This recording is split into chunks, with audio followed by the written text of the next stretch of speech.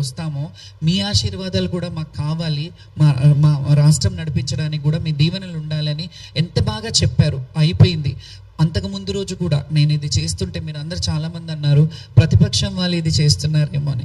ప్రతిపక్షం వాళ్ళు చేయడం కాదు, అసలు చెప్పాలంటే అంతకు ముందు రోజు తలసాని శ్రీనివాస్ యాదవ్ గారు పోలీస్ డిపార్ట్మెంట్ వాళ్ళు ఆయనకి మాకు ఎప్పుడైనా వెళ్తున్నప్పుడు వస్తున్నప్పుడు ర్యాప్ ఉంటుంది కాబట్టి ఆయనతో కాల్ చేయించి మమ్మల్ని అడిగారు, అమ్మ మీరు ఇలా చేయకండి, బాగుంటుంది, ఇది బయట వేరేగా పోర్ట్రే అవుతుంది, అంతా వేరేగా వెళ్తుంది, దీన్ని వదిలేద్దాం, మీకు ఏమైనా కావాలంటే సమస్యలు ఉంటే అడుగుదాము, మీరు రండి అని అన్నారు. అంటే నేను నెక్స్ట్ డే వెళ్ళాను కదా, సామరస్యంగా ప్రొటెస్ట్ చేస్తున్నప్పుడు వచ్చినప్పుడు ఆయనని కూడా ప్రతిపక్షం వాళ్ళు చేశారు అని వాళ్ళ మీద వేయడం చాలా తప్పు. ఎందుకంటే ఆయన బయటకు వచ్చి జోగినీలకు జరిగిన ఏదైతే ఈ సమస్యలు ఉన్నాయో, జోగినీలకు జరిగిన ఇబ్బందులు, వాళ్ళకి జరిగిన అవమానాల పట్ల ఒక ఎమ్మెల్యే హోదాలో ఉండి, ఒక మాజీ మంత్రి హోదాలో ఉండి ఆయన భేషజాలకు పోకుండా అది పార్టీకి సంబంధించింది కదా, ఇప్పుడున్న గవర్నమెంట్ కదా వాళ్ళకి చూసుకోవాలి అని అనుకోకుండా సారీ చెప్పారు. దానికి మేము కృతజ్ఞతగా ఉండమా? దానికి కూడా మళ్ళీ ప్రతిపక్షం వాళ్ళు మాట్లాడారు అని అన్నారు. సరే, ప్రతిపక్షం వాళ్ళు ఉన్నారు, ఇప్పుడు గవర్నమెంట్లో ఉన్న వాళ్ళు ఇద్దరు ఉన్నారు. లోపలికి వెళ్ళి ఆయన మాట్లాడంగానే బయటకు వచ్చి చెప్పారు మేము చూసుకుంటాము.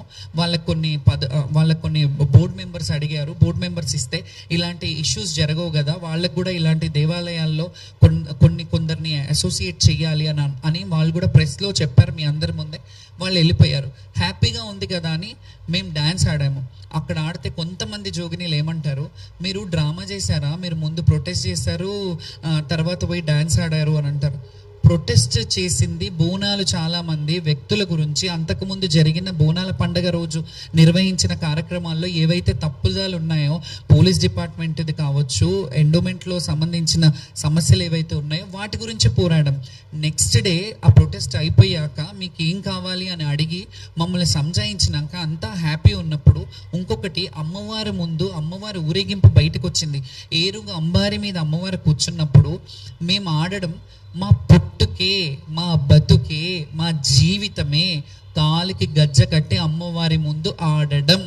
జోగినీలంటేనే, శివశక్తులంటేనే మాకు గజ్జ కట్టిన వరకు, మేము గజ్జ కట్టేంత వరకు మా బ్రతుకులు గడవవు. ఎందుకంటే మేము రెడీ అవుతాము అని అంటున్నారు కదా సో కాల్డ్ పీపుల్స్. మేము రెడీ అవుతేనే మాకు అన్నం పుడుతుంది, మేము ఇలా ఉంటేనే మాకు నలుగురు మమ్మల్ని పిలిపించి బోనాలు ఎత్తుతారు. మా అన్నం ఇది, మా అందమే మా అన్నం, అందుకే మేము దాని గురించి అలంకారంగా తయారవుతాం. మీరు ఎలా మాట్లాడతారు? మీకు కొంచెమైనా మానవత్వం ఉందా? ఒక మనిషిని, ఒక శివశక్తిని, ఇంత సీనియర్ మోస్ట్ శివశక్తిని అట్లా మాట్లాడడానికి మీ మాటలు నన్నేం కుంగజెయ్యవు. అయితే ముందుగా ఏడ్చుకుంటూ కూర్చోవాలి, నెక్స్ట్ డే ఆడొద్దు అని అంటే మీరెవరు చెప్పడానికి? ఏడ్చుకుంటూ చాలా ప్రభుత్వాలు ఏడిపించాయి మమ్మల్ని, మమ్మల్ని ఏడిపించిన ప్రభుత్వాలు ఏడ్చుకుంటూ ఉన్నాయి. కానీ అట్లా మేము ఎప్పుడు కూడా ప్రభుత్వం వ్యక్తులను ఎప్పుడు విమర్శించలేదు. గత ప్రభుత్వంలో కొన్ని తప్పిదాలు జరిగినప్పుడు గత ప్రభుత్వంని మేము క్వశ్చన్ చేశాం. ఎందుకంటే మా వృత్తికి న్యాయం చేయండి, మేము వృత్తిలో దీంట్లోనే బ్రతుకుతున్నాము, మాకు ఇంకా వేరే ఉపాధి లేదు, మేము బోనాల కల్చర్లోనే డిపెండ్ అయి ఉన్నాము, మేము ఇక్కడికి వచ్చిన మమ్మల్ని చూసి ఇంకా ఎవరన్నా బోనాలకు పిలిపించుకొని వాళ్ళ ఇళ్లలో పిలిపించుకొని వాళ్ళు బోనం చేయించుకొని మాకు కట్నం ఇచ్చి మా జీవన వృత్తికి అయిన వాళ్ళందరికీ మేము కృతజ్ఞతలు చెప్పాం. మాకు అన్నం పెట్టే అన్నదాతలు ఎవరైతే ఉన్నారో వాళ్ళందరూ మమ్మల్ని పిలిచి బోనాలు పెట్టితేనే మాకు అన్నాలు, మేము చేసుకునే వేరే ఇది ఏమీ ఉండదు.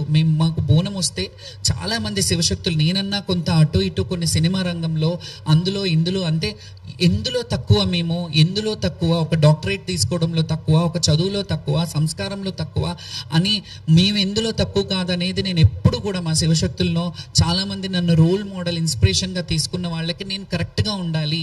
నేను ప్రపంచంలో మనం కొన్ని విషయాలు చేస్తాము, కొన్ని జాబ్ సాటిస్ఫాక్షన్ అంటారు, అలా సినిమా రంగంలో కూడా కొన్ని సినిమాలు చేశాను నేను.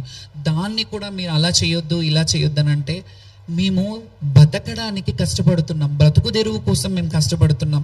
మేము ఇంకా వేరే పనులు, ఇంకా నేను చెప్తే బాగుండదు అలాంటి పనులు చేసుకొని బ్రతకట్లేదు, ఎవరి దగ్గర పాడు పనులు చేసుకొని బ్రతకట్లేదు. మేము హుందాగా, గౌరవంగా, మేము కొంగు చాచి, మా జోల చాచి భిక్ష అయినా అడుగుతాం. మేము అమ్మవారి పేరు మీద భిక్షాటనైనా చేస్తాం. కానీ మేము ఏ రోజు కూడా ఎవరిని దేహి అని ఇది చేసి వాళ్ళు ఏదో చెయ్యాలి, వాళ్ళు డిగ్రేడ్, వాళ్ళ కాళ్ళ కింద తొత్తుల్లాగా మేము ఎప్పుడు వ్యవహరించమో, ఎప్పుడు అది జరగదు. మేము ఎవరినైనా మమ్మల్ని అందరూ మా చేత బొట్టు పెట్టించుకుంటే బాగుంటుంది, అమ్మని ఈరోజు ఆషాఢంలో మమ్మల్ని పిలిపించుకొని మా గుమ్మం గడిగించుకుంటే బాగుంటుంది, మా కడప గడగండి, మా ఇంట్లోకి వచ్చి బియ్యం పోసుకోండి అని మమ్మల్ని ఆడపిల్లలుగా భావించినప్పుడు, మమ్మల్ని తెలంగాణ ఆడపడుచులుగా భావించినప్పుడు మీకేంటి బాధ? మీకెందుకు, మీరు ఎక్కడ మీరు ఇదవుతున్నారు? మీకు ఏంటి అంటే నేను ప్రొజెక్ట్ అవుతున్నానని అవుతే నా ఒక్కదాంతో కదా సమస్య. చాలా మంది ఉన్నారు, వాళ్ళని ఎందుకు అక్కున చేర్చుకోవట్లేదు మీరు? నేను అందరి గురించి కదా అడుగుతున్నా, మా శివశక్తులను కూడా అంటున్నాను. మీరు మాట్లాడేటప్పుడు కొంచెం కూడా మీరు విఘ్నత కోల్పోతున్నారు ఎందుకు?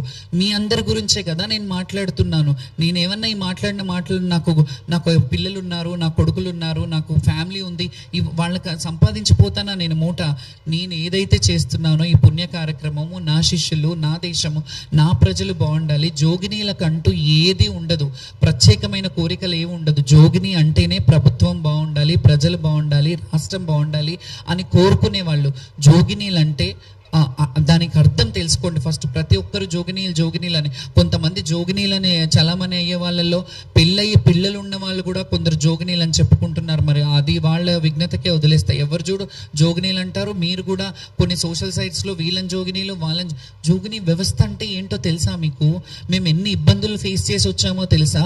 ఇదే జోగిని వ్యవస్థ గురించి పోరాడినప్పుడు 2010లో మేము హ్యూమన్ రైట్స్ కమిషన్కి వెళ్ళి జోగిని వ్యవస్థ గురించి పోరాడి, జోగిని నిర్మూలన గురించి పోరాడి, ఎంతో మందిని కలిసి, డాక్టర్ హేమలత లవణం గారిని కలిసి, లవణం గారు అయితే గాంధీయన్ అవార్డు గ్రహీత ఆయన.